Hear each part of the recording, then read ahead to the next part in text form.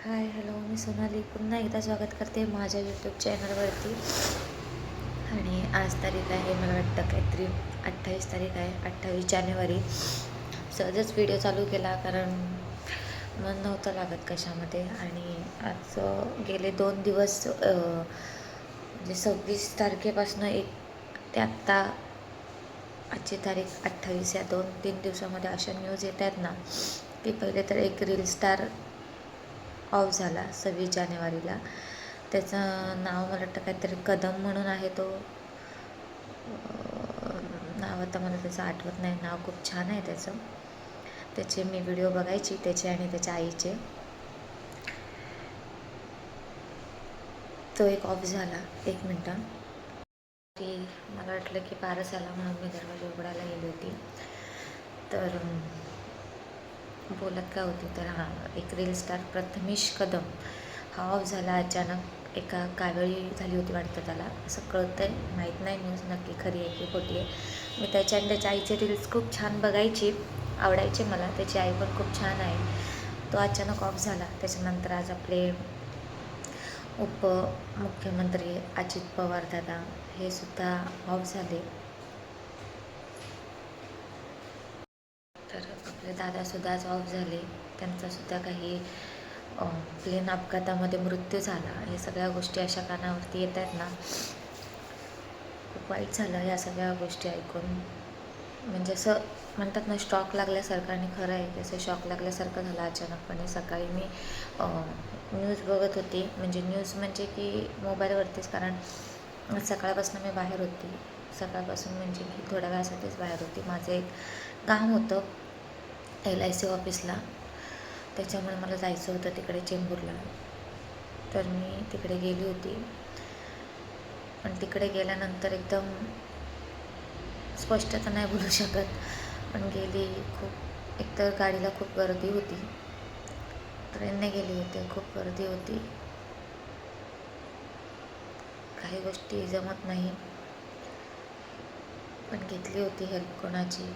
ठीक आहे, कोणाची असं नाही की आपलीच व्यक्ती होती यांची हेल्प घेतली. कारण ह्याला त्याला आपण कुठली गोष्ट विचारू शकत नाही. ज्याला आपल्याबद्दल माहिती आहे त्यांचीच आपण हेल्प घेऊ शकतो. आणि मी माझ्या ज्या पर्सनल गोष्टी आहेत त्या मी दुसरं कोणाला सांगत नाही. ज्याच्यावरती विश्वास आहे त्यालाच सांगते. आणि तिकडून येताना जाताना मन एकदम बेचैन होतं, खूप बेचैन होतं. कारण एकतर खूप गर्दी होती आणि त्याच्यामध्ये हल्ली असं होतं की मला गर्दी किंवा जास्त टेन्शन किंवा रडणं या सगळ्या गोष्टी मला सहन होत नाही. गेले 1 महिनाभर तुम्हाला माहिती माझी तब्येत ठीक नव्हती. आणि तेव्हापासून मला म्हणजे ट्रेनमध्ये जसं ती गर्दी होती ना, ते बघून आणि ते धक्काबुक्की करून माझं अंग तर एकदम थरथर कापायलाच लागलं होतं. मला नाही सहन होत हल्ली, माहीत नाही का कशामुळे. म्हणजे जेव्हापासून BPचा त्रास झाला ना तेव्हापासून होतात मला. नाही, मला असं मोठ्याने कोणी बोललेलं या सगळ्या गोष्टी पण नाही सहन होत. हल्ली काही सहनच व्हायला मागत नाही आहे. त्रास होतो भरपूर. आणि घरी आली, कामावर नाही गेली माझ्या, कारण उशीर झाला होता तसा. आणि आल्यावरती मी खूप एकदम नर्वस झाली होती, त्याच्यामुळे नाही जमलं मला जायला कामात. मी सुट्टी घेऊन घेतली. पण आता संध्याकाळी जायचं आहे, तिकडे जावंच लागेल मला नाही म्हटलं तरी. डोकं फार दुखत आहे. झोपण्याचा खूप प्रयत्न केला पण झोप लागली नाही. डोक्यात विचार चालू होते आणि त्यात डोकं असं गरगर करायला लागलं. मला नाही माहिती आहे की असे BPचे त्रास होतात तेव्हा असं सगळं होतं का. पण मला डॉक्टरांनी सांगितलं होतं की तुला असं म्हणजे काही गोष्टी होतील तेव्हा समजायचं की आपला BP हाय झाला आहे म्हणून. कारण मला लो BP नाही आहे. डॉक्टरांनी सरळ सांगितलं तुला हाय BP आहे. कारण त्याच्यानंतरसुद्धा मी ब्लड टेस्ट वगैरे या सगळ्या गोष्टी केल्या 8-15 दिवसांनी, तरी तेच आहे. तर त्याच्यासाठी गोळ्या आहेत पण मी नाही घेत आहे.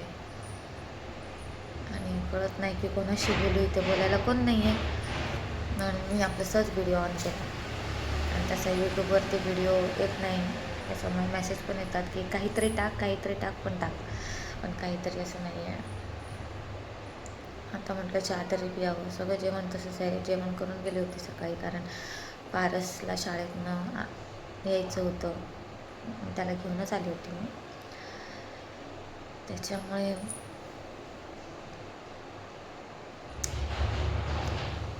नाही जेवली नाही, काय नाही, तसंच आहे सगळं पडून.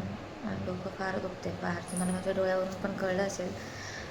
रडली पण मी, भरपूर रडली, नाही असं नाही, कारण माझं डोकं फार दुखतं आहे. आणि त्याच्यामुळे तर म्हटलं आता चहा तरी प्यावा. कसं तरी पारसला सोडून आले ट्युशनला. समोर असं बघायला होत नव्हतं मला, पूर्ण डोळ्यासमोर अंधार होता. तरी कशी तरी गाडी चालवली आणि गेली, सोडून आली त्याला. म्हटलं घरातलं थोडंसं आवरते, तसंच सगळा पसारा पडलेला आहे. इकडे कपडे वगैरे फोल्ड करायचे तसेच राहिलेत, कारण आल्यावरती काहीच कळलं नाही की काय करू काय नाही. झोपण्याचा प्रयत्न करत होते, पण झोप काय लागली नाही मला. इकडे बघा भात पण तसंच आहे, फक्त पारस जेवला. आणि इकडे डाळ पण तशीच आहे, फक्त पारस जेवला होता, मी नाही जेवली. तर जेवणच तसं आहे. ठीक, आता काय करणार, जेवणच जात नव्हतं, म्हणजे उलटीसारखं होत होतं मला. त्याच्यामुळे म्हटलं राहू दे आता जेवण. पण काही जेवले नाही, पडली होती. म्हटलं झोप तरी लागेल, पण झोप पण नाही लागली मला.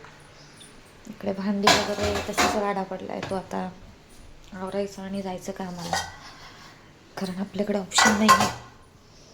आम्हाला नाही गेलो तर आपलं काही भागणार नाही, कारण या घरातलं रेंट देण्यापासून सगळ्याच गोष्टी कराव्या लागतात. घराचं भाडं भरा, लाईट बिल भरा, सगळंच भरा. जेवढे पैसे येतात तेवढे तसेच जातात. आणि प्रॉब्लेम्स काय आपल्या आयुष्यातले संपत नाही. आणि खरोखर आहे, खरं सांगते की माझ्या मागे तर असं राहिलेलं आहे ना की काही सुचत नाही. आणि मी कधी कोणत्या गोष्टी अशी एकटीनं केलेल्या नाही आहे ना. कुठलंही काम म्हणा, बँकेचं काम किंवा कुठलं डिसिजन घ्यायचे असले, काय घ्यायचे असले, मला नाही जमत. इवन की कुठला फॉर्मसुद्धा मला व्यवस्थित भरता येत नाही. एक मिनटं. त्याच्यामुळे काही सुचत नाही मला की काय करायचं काय नाही. आत्तासुद्धा एक गोष्ट करायची आहे मला, पण कोणाला विचारू आणि काय कळत नाही. की बघायला गेलं तर त्याच्यामध्ये जर लॉस झालं ना तर खूप त्रास होणार आहे त्या गोष्टीचा. एक मिनटं, जरा एकच मिनिट, चहा ठेवत आहे. काय बोलत होते की टेन्शन येत आहे, कारण कामाच्याबद्दलच आहे.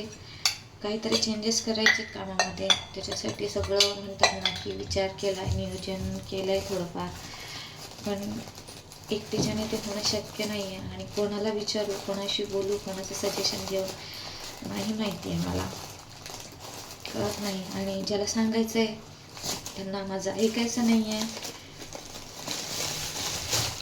तर कळत नाही. आणि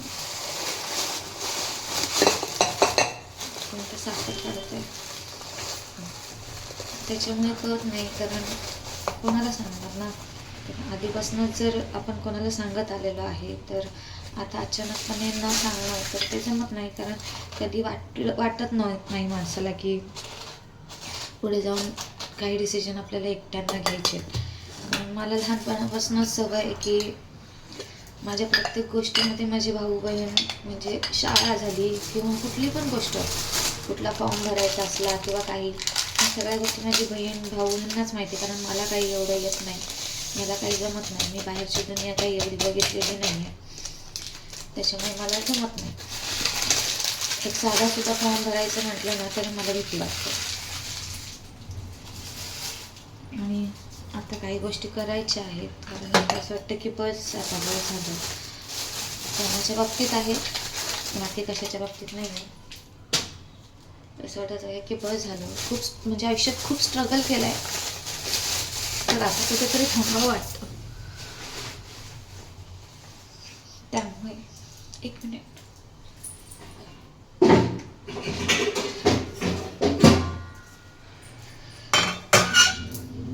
सॉरी, ॲक्च्युली त्याच्यामुळे असं वाटतं की कधीतरी थांबावं, पण काही डिसिजन घेताना खूप अवघड जात आहे. नाही कळत की काय करावं काय नाही करावं. कारण इन्व्हेस्टमेंट म्हणा किंवा कुठलीही गोष्ट हा माझ्या आयुष्याचा प्रश्न असतो की एखादी इन्व्हेस्टमेंट जरी करायची म्हटलं ना तरी ती करताना कोणतरी पाठीमागे पाहिजे. त्याशिवाय भीती वाटते करू नको करू, किंवा कारण तो पूर्ण लाईफचा प्रश्न आहे ना. कारण एकदा जर आपण फसलो गेलो किंवा कुठल्याही बाबतीत, पैशाच्या बाबतीत म्हणा किंवा, कारण हल्ली ह्या जगामध्ये साथ देणारी माणसं खूप कमी आहेत आणि फसवणारी माणसं खूप कमी आहे. आणि मला माणसं ओळखता येत नाही तेवढी की समोरचा माझा फायदा घेतोय की खरोखर त्याला माझी मदत करायची आहे किंवा खरोखर ही व्यक्ती मला मदत करणारच आहे, हे मला नाही कळत अजून पण. आणि खूप वेळा मी फसली पण आहे आयुष्यात. खूप वेळा अशी लोक येऊन गेलेत आयुष्यात ना की फक्त माझ्या साधेपणाचा, भोळेपणाचा फायदा घेतलेला आहे. त्याच्यामुळे भीती वाटते की काय करावं आणि काय नाही. 1 मिनिटं, मला फोन आलेला आहे. ॲक्च्युली फोन आला होता मला, त्याच्यामुळे फोन कट केला. ठीक आहे. काय बोलायचं मला कळत नाही. कधीतरी व्हिडिओसमोर आणि येत राहतात, मेसेज येतात किंवा माझ्या मैत्रिणींचे वगैरे कॉल येतात की तू व्हिडिओ का नाही टाकत आहे, टाकत जा, शेअर करत जा, मनातल्या गोष्टी सांगत जा. पण प्रत्येकालाच प्रत्येक गोष्ट नाही सांगता येत ना. असं सांगतात. आणि माझं एवढं हे पण नसतं की कुठे कॅमेरा ऑन केला पाहिजे किंवा कुठे नाही केला पाहिजे, हे सुद्धा नाही कळत मला. त्याच्यामुळे माझे व्हिडिओ काही येत नाही. आणि आज कॅमेरा ऑन असा केला की माझ्यासोबत बोलायला कोणीच नाही. 1 मिनटात कॅमेरा हलतोय माझा फोन, तर मी व्यवस्थित ठेवून देते. कारण की मी एवढा वेळ फोन हातात नाही धरू शकत. मला खूप वेळ असं कोणाशी मेसेजवरती बोलणं किंवा असा तो कॅमेरा धरणं मला नाही जमत. माझे हात दुखतात, खरं सांगते.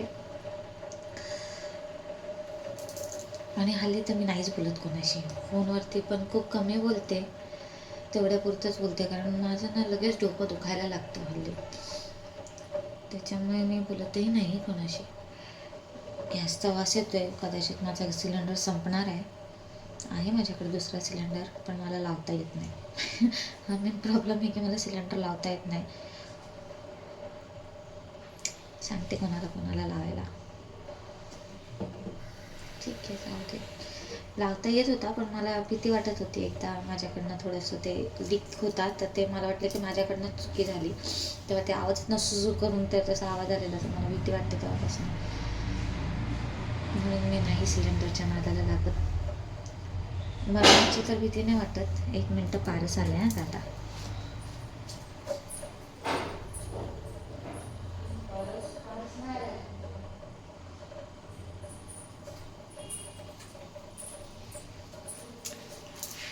पारस नव्हता, पारसचा मित्र आलाय पारसला बोलवायला, खेळायला.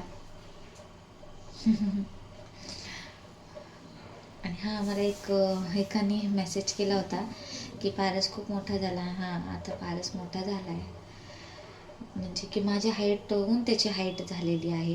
आणि आता तो 7वीला जाईल.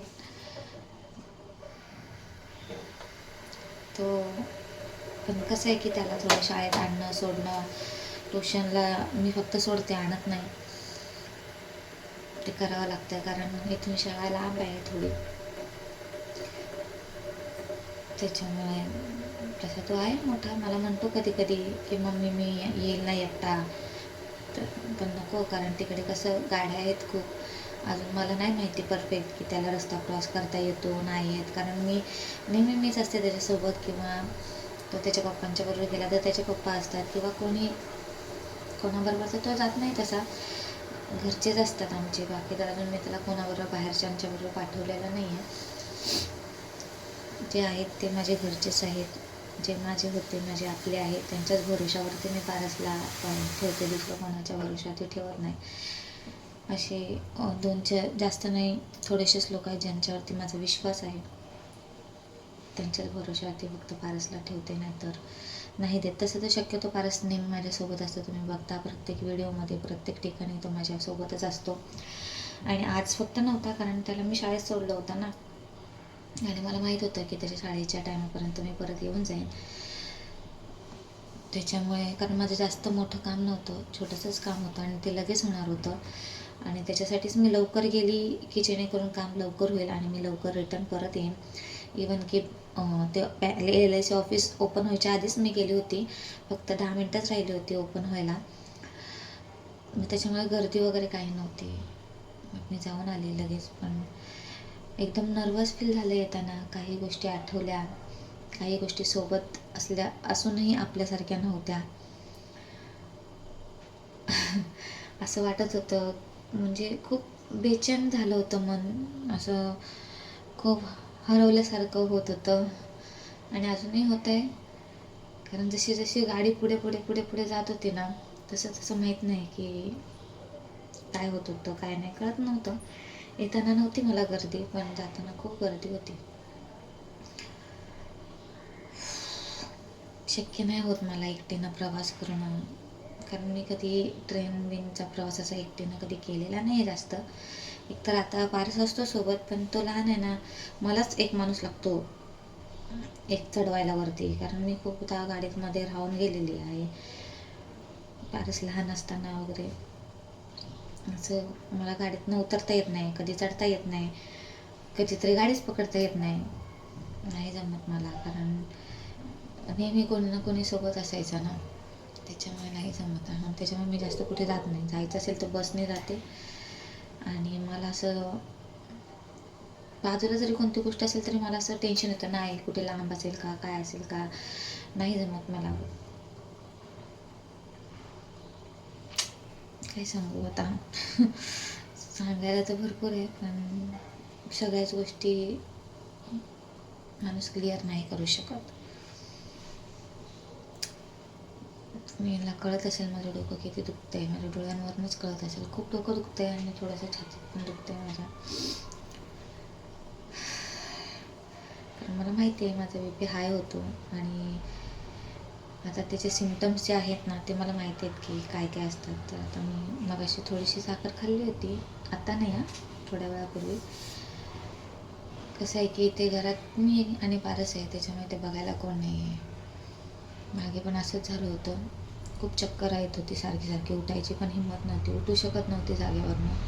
आणि फारच छोटा आहे, त्याला काही एवढं कळत नाही या बाबतीत.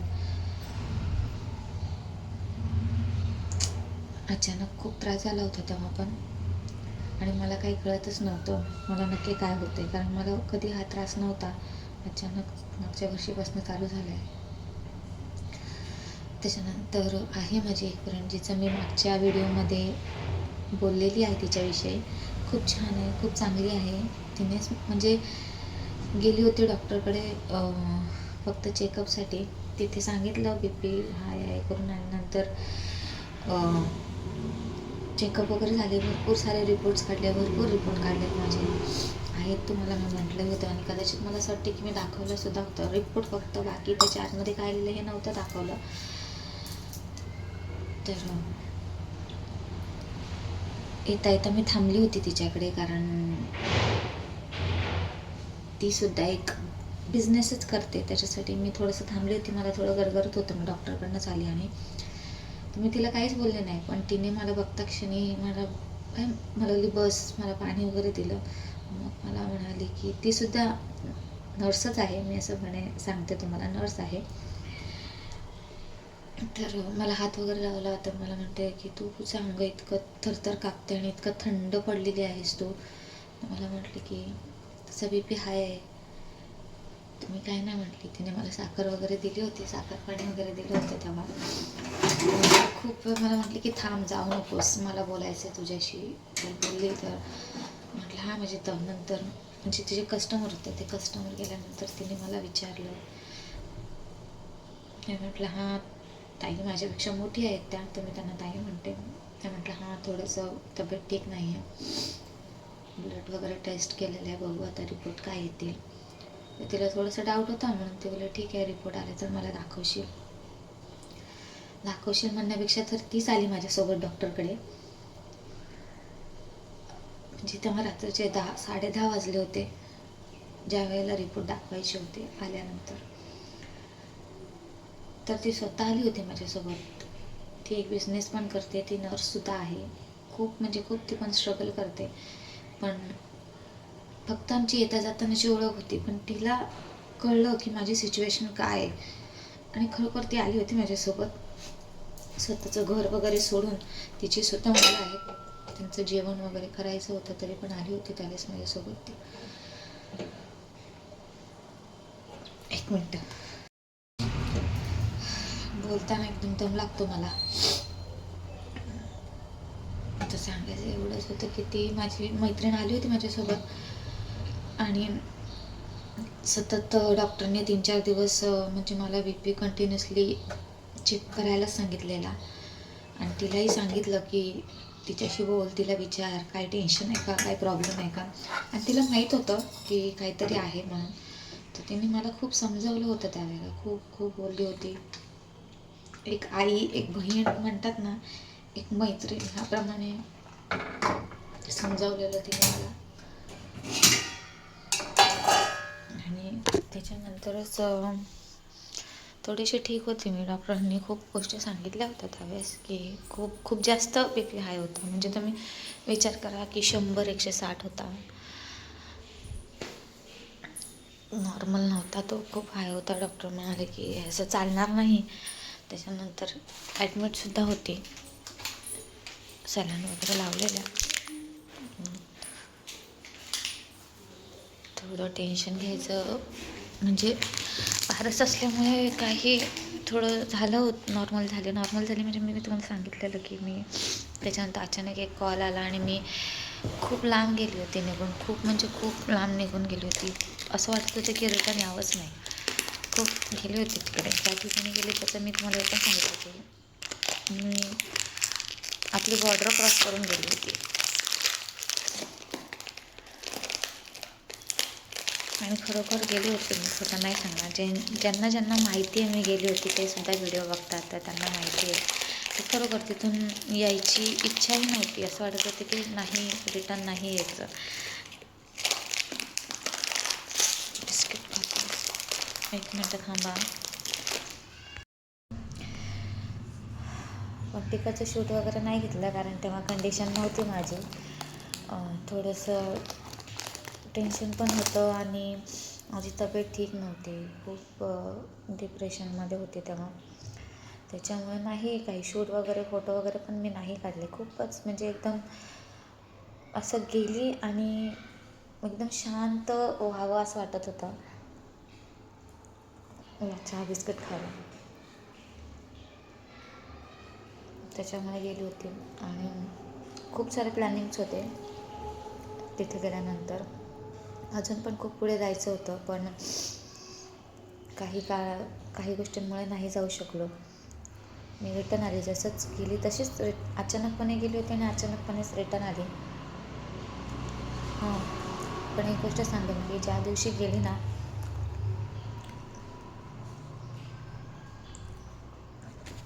8 डिसेंबर, खूप चांगलं लक्षात आहे. 8 डिसेंबरला असं मनात एक गोष्ट घेऊन ठेवली होती मी की इथून रिटर्न जाताना मला माझ्या मनामध्ये एक गोष्ट होती की जी मला बघायची होती. माहीत नाही, अचानक ती जी गोष्ट आहे ती मला जी बघायची होती ती मला समोर दिसली, अचानक दिसली. काही माझ्या मनी नाही, ध्यानी नाही, काही नाही. आणि तिकडून आल्यानंतर पण विचार केलेला की पुन्हा एकदा तीच गोष्ट मला बघायची. तेव्हाही मनात नाही, ध्यानात नाही, मनात विचार आला आणि समोर ती गोष्ट मला परत दिसली. का, कशासाठी ते नाही मला माहिती. आणि अजून मला ना म्हणजे मागच्या वर्षीपासून काही कळत नाही की अचानक असं काय घडत आहे नाही समजत आहे. अजूनही मी विचार करते. आता थोड्या दिवस थोडंसं बाहेर होते, बाहेर म्हणजे की नव्हते विचार करत कसलाच, पण अशा गोष्टी घडत आहेत ना की काही कळत नाही मला.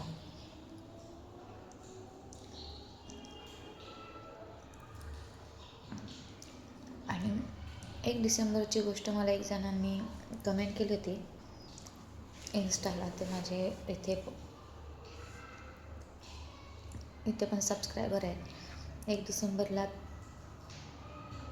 काय घडलं, किंवा तू म्हटलं होतंस की 1 डिसेंबरला तुझ्या आयुष्यात एक गोष्ट अशी घडली की जिच्या बाबतीत तू कधी विचार नव्हता केलास किंवा त्याचं ध्यानसुद्धा करत नव्हतीस. तर ॲक्च्युली मी देवाला खूप मानते, खूप म्हणजे खूप मानते देवाला. आणि ना मला वाटतं जवळजवळ दीड वर्ष झालं असेल की माझ्या घरी म्हणजे माझ्या सासूबाई आहेत. नाही 2 वर्ष झाली मला वाटतं, 2-2.5 वर्ष. त्यांनी फोन केला होता मला की ते पत्रिका बघितलेली ना, तर तेव्हा सांगितलेलं काहीतरी राशीमध्ये थोडंसं काहीतरी ग्रहांचं हे आहे. तर त्यांनी माझ्या चालू नावावरनं सांगितलेलं. तर मी, माझे सासरे आणि पारसचे पप्पा, आमच्या तिघांचं एसवरनं येतं ना. तर त्यांना वाटलं की माझी रास कुंभ आहे, तर माझी रास कुंभ नाही आहे. तर तेव्हा त्यांनी मला सांगितलेलं की सोनाली तुला 7 गुरुवार करायचे आहेत. माझ्या सासऱ्यांनी काहीतरी ते सुद्धा 7च गुरुवार करत होते. आमच्या दोघांना 7 गुरुवार सांगितलेले आणि पारसच्या पप्पांना काहीतरी मंगळवार सांगितलेला आणि शनिवार तर ते धरतात, त्याच्यामुळे शनिवार तर होता पण त्यांना मंगळवार पण सांगितलेलं. आणि नंतर मी परत काहीतरी काम होतं गावाकडे, त्याच्यासाठी गेली होती. माझे 7 गुरुवार तर कधी झालं, कारण की मी देवाला मानते. ते कुठलाही देव असू दे, देव हा देव आहे, मग तो कुठलाही असू दे, मला नाही फरक पडत. इवन की मी दर्ग्यात पण जाऊन आलेली आहे. त्याच्यामुळे देव हा देव आहे, देवाला जाती भीती नसतात. तर मी म्हटलं आता धरलेच आहेत गुरुवार तर का सोडू, कारण मी 2010मध्ये सुद्धा गुरुवार धरत होती. त्याच्यानंतर 2012मध्ये ते माझ्याकडनं सुटले गेले. त्याच्यानंतर मी ते सोडलेच होते. त्याच्यानंतर पुन्हा आता ते धरायला स्टार्ट केलं होतं जेव्हा सांगितलं माझ्या सासूबाईंनी की थोडंसं तुझ्या पत्रिकेमध्ये ग्रहांचं थोडं हे दाखवते, तर तू धर 7 गुरुवार तुला करायला सांगितलेत वडजींनी. तर पप्पा म्हणजे सासरे पण करत आहेत, तू पण कर. आणि पारसच्या पप्पांना मंगळवार सांगितलेलं, बहुतेक मंगळवार का शनिवार तर त्यांचा असतोच, पण मला नाही माहीत आता एवढं. पण त्यांचा मंगळवार असतो आता पण. तर ते सुटले होते, ते परत मी धरले. 7 झाले होते माझे. त्याच्यानंतर आम्ही गावाला कशाला तरी गेलो होतो, काहीतरी काम होतं, माझ्या लक्षात नाही. तेव्हा नेमका गुरुवार होता आणि मी सांगितलं माझ्या सासूबाईंना मी जेवणार नाही आहे, तर माझं जेवण नाही बनवायचं. तर म्हणलं का? तर म्हणलं तुम्हीच सांगितलेलं ना उपवास धरायला, म्हणते 7च सांगितलेले, आता सोड, आता नाही खायचं, आता नाही धरायचे, ते 7च होते. तर मी नाही म्हटलं होतं त्यांना, पण त्यांनी बळजबरीने मला म्हटलं नाही 7च होते तर बस झालं, आता करू नकोस, तब्येत बघ तुझी कशी झाली वगैरे, असं थोडं बोलत. थोडंफार काळजी करतात माझ्या, असं नाही. तर तेव्हा मी बारीक होती खूप, तर मला वाटलं की आत्ता पण मी बारीक झाली, मला वजन माझं खूप कमी झालं आहे. तर त्या बोलल्या मला की तर ते सुटले, मी सोडले, त्याच्यानंतर धरले नाही. तर अचानकपणे 1 डिसेंबरला मला एक स्वप्न पडलं होतं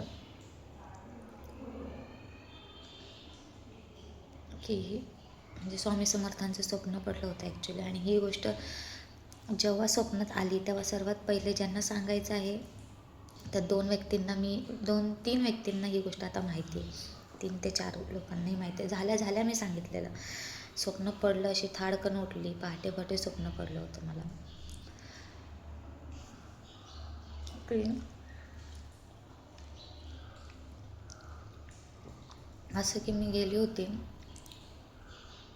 अक्कलकोटला गेली होती बहुतेक. मी कधी गेले नाही अक्कलकोटला, पण ते वृक्ष वगैरे मला दिसत होतं आणि तिथून मी परत येत होती. माझ्यासोबत कोणीतरी होतं, तर आवाज आला मागून की थांब म्हणून, थांब, तू मला घेऊन गेली नाहीस. तर मी पुन्हा मागे फिरले आणि तिथून स्वामी समर्थांची मूर्ती घेतली. तेव्हा तिथे एकच आलं होतं की माझ्यासोबत होतं, कोणी होतं, ते स्वप्न मला क्लिअर आठवतं आणि मला आठवतात माझे स्वप्न क्लिअर आठवतात ना, की तू पुन्हा आज तू ज्यांच्यासोबत इथे आलेली आहेस त्यांना घेऊन तू परत इथे येशील. तर तेव्हा मी म्हटलं हो नक्कीच येणार आहे. आणि ती मूर्ती घेऊन येत होती तेव्हा एकच आवाज आला होता, असं एकदम जवळून कोणीतरी येऊन कानात म्हणतं ना असं की टेन्शन घेऊ नकोस, मी सदैव तुझ्या पाठीशी आहे. आणि तेव्हा ते स्वप्न पडल्यानंतर आहे ना, मी सर्वात पहिले जर कोणाला सांगितलं होतं ना, जे सांगायचं होतं एक कोणाला, पण ते ऐकण्याच्या मनस्थितीतच नव्हतं, तर मी पहिल्यांदा आरच्या बाप्पांना फोन केला. कारण मला भीती वाटत होती खरं सांगायचं तर, की नक्की काय चुकलं आहे का माझ्याकडनं किंवा काय झालं आहे का. कारण नवरात्रीच्या आधी पण मला एक स्वप्न पडलं होतं देवीचं पडलं होतं, ज्याचं मी कळस बसवलेला आहे. तर मला कळत नव्हतं तेव्हासुद्धा, त्या बाबतीत पण मी तुम्हाला सांगितलेलं आहे. ते सुद्धा पहाटे पहाटे स्वप्न पडलं होतं, 4-4:30च्या दरम्यान. हे सुद्धा स्वप्न पहाटेच पडलं होतं आणि तेव्हापासून मला झोपच लागली नाही. आणि तिथून मी परत आता गुरुवार चालू केले की म्हटलं कशासाठी स्वप्न पडलं ते माहीत नाही, पण संकेत हा चांगला होता की मी तुझ्यासोबत आहे म्हणून. पण म्हटलं जाऊ दे, जर माझ्याकडनं काही चुकलं असेल देवाच्या बाबतीत म्हणा किंवा कुठल्याही बाबतीत, तर मी पुन्हा ते गुरुवार चालू केले. कारण मी गुरुवार बंद केले होते आणि देवाने मला निघताना काय सांगितलं स्वामींनी, की तू मला इथेच ठेवून चालली आहेस. त्याच्यामुळे मी ते गुरुवार परत चालू केले आणि देवाला म्हटलं आहे की मी येईन अक्कलकोटला, पण माहीत नाही त्यांच्यासोबत स्वप्न बघितलं ते येणार का नाही येणार सोबत, ते नाही मला माहिती आहे. कारण प्रत्येकाचं प्रश्न असतं ना, आपल्या स्वप्नामध्ये कोणीही दिसतं, प्रत्येकजण आपल्यासाठी काय अवेलेबल असतो का, असं नसतं. तर असं सगळं होतं आणि खरोखर आज चहासुद्धा पिऊ वाटत नाही बघा. 2च बिस्किट खाल्ले, इथे तुम्ही बघू शकता बिस्किट तसेच पडले आणि ते खाणार नाही कारण मला जातच नाही, मला मळमळल्यासारखं होतं आहे.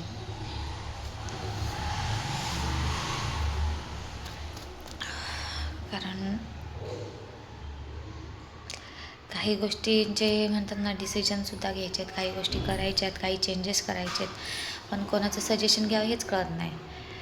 आणि प्रत्येक गोष्ट प्रत्येकाला आपण सांगू शकत नाही. कारण मी खरं सांगते की माझ्या आयुष्यात असे थोडेच लोक आहेत ज्यांच्यावरती मी विश्वास ठेवू शकते, ज्यांना मी सांगू शकते, असे खूप कमी आहेत. कमी म्हणण्यापेक्षा बऱ्यापैकी नाहीच आहेत. असेच ज्याला सांगायचं त्याला ऐकायचं नसतं आणि ज्याला ऐकायचं आहे त्याला मला सांगायचं नसतं. कारण माहीत नाही कोण कधी आपल्याला फसवेल हे नाही सांगता येत. त्याच्यामुळे काहीतरी गोष्टीचा विचार केला आहे मी मार्चपासनं, पण ते सांगू कोणाला हेच कळत नाही आहे. निदान कोणीतरी असं बोलणारं तरी पाहिजे ना, की हां ठीक आहे कर, तू करू शकते, टेन्शन घेऊ नकोस, मी आहे. निदान कोणी नसलं तरी बाबा मी आहे हा शब्द खूप महत्त्वाचा असतो. तर ठीक ठीक आहे, बघूयात काय काय नाही काय नाही. करायचं तर होतं मला आता फेब्रुवारीपासूनच, पण कसं आहे ना की थोडेसे फेब्रुवारीमध्ये मला काम आहेत, फॅमिलीचे पण काही कामं आहेत मला, ती पण पूर्ण करायची आहेत. काही गोष्टी आहेत आमच्या फेब्रुवारी महिन्यामध्ये त्या करायच्या आहेत. त्याच्यामुळे कसं असतं की एखाद्या गोष्टीला सुरुवात केली की त्याच्यामध्ये काही स्टॉप यायला नको, म्हणून म्हटलं की ठीक आहे, एवढे वर्ष एवढा दिवस वाट बघितलेली आहे आपण, तर थोडा एखादा महिना गेला तर काही बिघडणार नाही असा विचार केला आहे. तर बघूयात कसं काय काय होतं, पण सांगेन तुम्हाला. हल्ली सांगू का, कोणती गोष्ट मी कोणालाच सांगत नाही. पूर्ण व्हायच्या आधी तर मी नाही सांगत, कारण माझा तुम्ही व्हिडिओ बघितलेला आहे एक, की आपलं प्रेम आपण किती कमावतो आणि आपण पुढे जाऊन काय करणार आहोत, ह्या गोष्टी कधीच कोणाला सांगायच्या नसतात. कारण खरंच नजर लागते, आणि खरोखर माझ्या या सगळ्या गोष्टींना नजर लागलेली आहे. सगळ्या म्हणजे या तिन्ही गोष्टींना नजर लागलेली आहे. कारण ज्याला पण जीव लावला ना,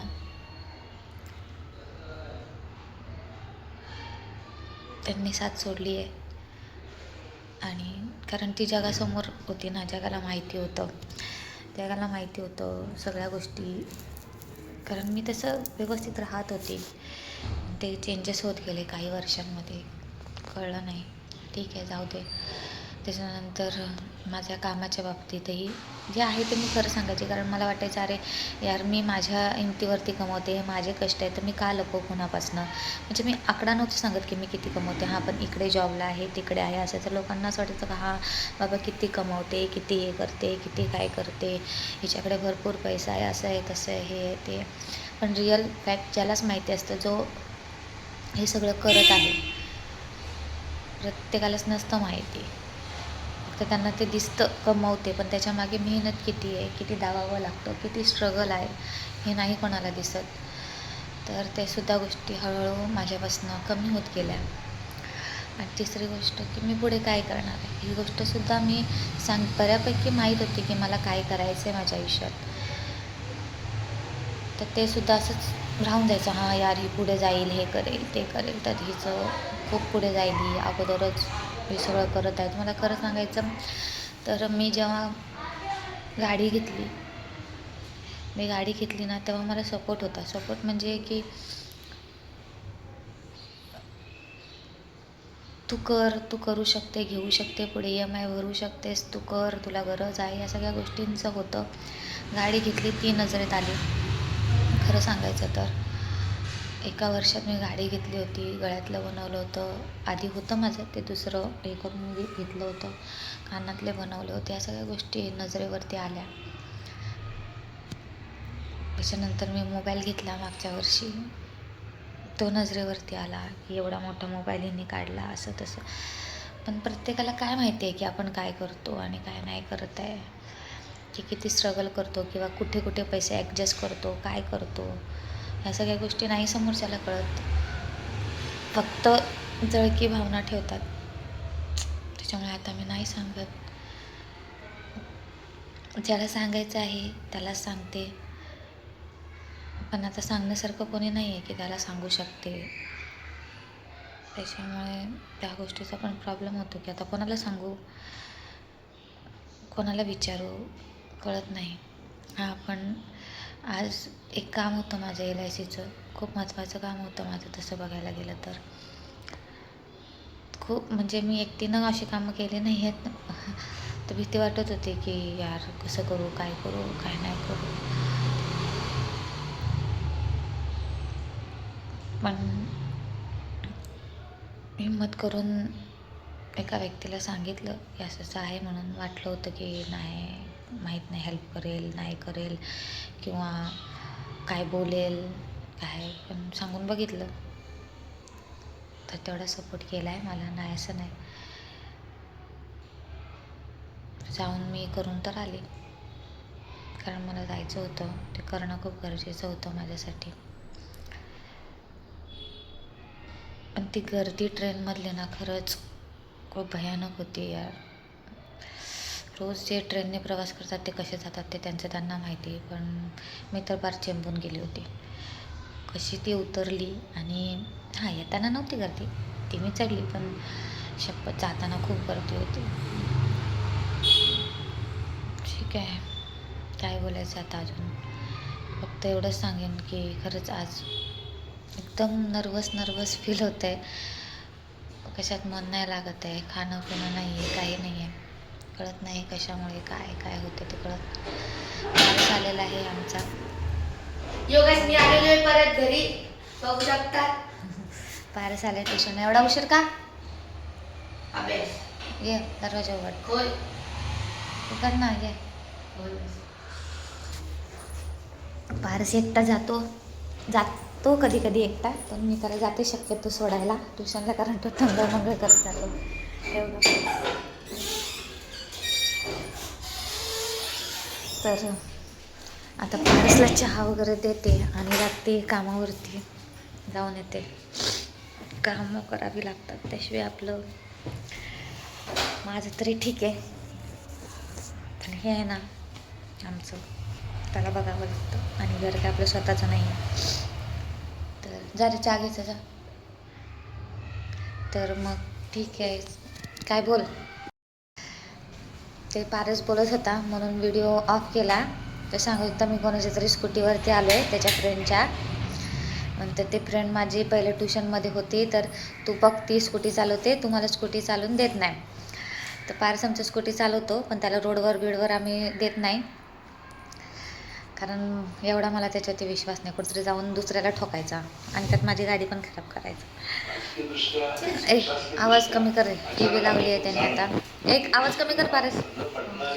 तर टी व्ही चालू झालेली आहे आमच्या. तर पारस आल्या ते टी व्ही चालू असते, पंखा चालू असतं, सगळं चालू राहतं. तर चला मग, तुम्हाला कळले असतील माझ्या भावना. आता काय बोलू. आणि मी तुम्हाला सांगितलं यार, तुम्ही कमेंट करता मला की तुझी तब्येत खूप खराब झाली, तर हो झाली आहे, कारण माझी खूप धावपळ आहे. मी प्रत्येक व्हिडिओमध्ये सांगते की माझी धावपळ होते, स्ट्रेस येतो, झोप कमी आहे, आणि खाणं पिणं वेळेवरती नाही आहे. कधी तर मी जेवतच नाही. आज तर तुम्ही बघितलं, पूर्ण दिवस सकाळी चहा पिली होती, पण ते पण चहा माझ्याकडून अर्धा सांडला, त्याच्यामुळे मी चहाच पिला नाही. मग कारण मला उशीर होत होता, मी बोललेलं मला लवकर जायचं होतं, त्याच्यामुळे मग मी म्हटलं जाऊ दे आता, नाही चहा ठेवत. आणि साखर संपली होती त्यात, तुम्ही बघितलं मी साखर आत्ता आणली, मग अशी आणली पारसला ट्युशनला सोडायला गेली तेव्हा, त्याच्यामुळे लवकर जायचं म्हणून चहा पण नाही प्यायली, तशीच गेली होती. आणि घरी आले तिथं जेवायची इच्छाच नाही राहिली, आली रिटर्न तशीच. तिकडे पण काही नव्हतं खाल्लं. चला तर मग भेटूया आपण नेक्स्ट व्हिडिओमध्ये. पारस तुझा फ्रेंड आहे, पारसचा मित्र आला आहे पारसला बोलवायला. चला तर मग आपण भेटूया नेक्स्ट व्हिडिओमध्ये. तोपर्यंत तुम्ही स्वस्त राहा, मस्त राहा, आणि हो की नाती जपायला शिका. इतक्या लवकर तोडू नका किंवा कोणाला काही बोलू नका, आणि बोलला असाल तर तिथल्या तिथे आता सॉरी करून टाका, कारण ना या असे गोष्टी घडत आहेत ना, एक जण आपल्याला नाही माहिती की आपलं आयुष्य केवढं आहे केवढं नाही. तर जेवढं पण आहे ना तेवढं हसत खेळत व्यवस्थित राहा. पारस आवाज कमी कर. हसत खेळत राहा, नका दुखू कोणाला, कारण कोण कधी जाईल ना ते सांगता येत नाही. आज बघितलेला व्यक्ती उद्या नाही राहत, त्याच्यामुळे जोपर्यंत व्यक्ती आहे तोपर्यंत त्याची कदर करा. ठीक आहे, चला तर मग भेटूया नेक्स्ट व्हिडिओमध्ये. तोपर्यंत तुम्ही स्वस्त राहा, माझे व्हिडिओ बघत राहा, आणि लाईक, शेअर, कमेंट, सबस्क्राईब करा, आणि बेल आयकनचं बटन दाबा, जेणेकरून माझा येणारा प्रत्येक व्हिडिओ हा सर्वात आधी तुमच्यापर्यंत पोहोचेल. चला, बाय बाय.